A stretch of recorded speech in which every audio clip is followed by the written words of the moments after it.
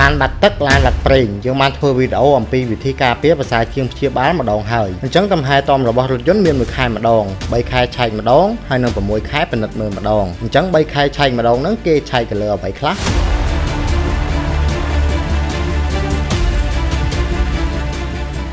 ប្រេងម៉ាស៊ីននិងតម្រងប្រេងក្នុងករណីដែលយើងប្រើ3ខែម្ដងហើយយើងប្រើប្រាស់ឡានរបស់យើងច្រើនខ្ទង់ 30000 ទៅ 50000 គីឡូម៉ែត្រអញ្ចឹងប្រេងម៉ាស៊ីនគួរបដូរចេញតែម្ដងទៅឡានឆ្នាំចាស់ខ្លាំងឆាប់បដូរប្រេងម៉ាស៊ីនក៏ល្អចំពោះម៉ាស៊ីនផងដែរបដូរប្រេងម៉ាស៊ីនក៏គួរជ្រើសរើសយកប្រេងម៉ាស៊ីនណាដែលត្រូវជាមួយរថយន្តហើយប្រមាណគីឡូគួរបដូរចេញម្ដងពិនិត្យមើលទៅតាមការណែនាំរបស់ក្រុមហ៊ុនសម្រាប់រថយន្តដែលមានឆ្នាំថ្មីពេលបដូរប្រេងម៉ាស៊ីនក៏គួរឲ្យជាងត្រួតពិនិត្យមើលតម្រងប្រេងផងដែរតម្រងប្រេងចាស់ធ្វើឲ្យចាក់ប្រេងមិនគ្រប់បណ្ដាលឲ្យស្ទើរចំណុះប្រេងសម្រាប់ម៉ាស៊ីនទឹកលាងឬទឹកសម្អាតកញ្ចក់ស្រួលមែនតើបើករ៉ូមីណេចាក់ឲ្យពេញតែម្ដងទៅពេលខ្លះនៅតាមការ៉ាសាំងក៏គេចាក់ឲ្យយើងហ្វ្រីផងដែរចង្កូតគួរថែមប្រេងចង្កូតបើសិនជាវាស្ទើរឬខ្វះវាអាចឲ្យជាសម្លេងសញ្ញាឆែកអាការៈកចង្កូតធូរឬរលុងពេកឬក៏តឹងខ្លាំងជាដើមបញ្ហាបូមក៏អាចធ្វើឲ្យមានបញ្ហាចង្កូតផងដែរនៅពេលចតឡានគួរតែតម្រង់កង់ឲ្យត្រង់ផងនេះក៏វិធីសាស្ត្រដើម្បីការពារចង្កូតឡានផងដែរមិនត្រូវឲ្យកង់ធូរពេកទេនាំឲ្យតឹងចង្កូតពិបាកកាច់ប្រេងប្រអប់លេខបើខ្វះគួរចាក់ឲ្យ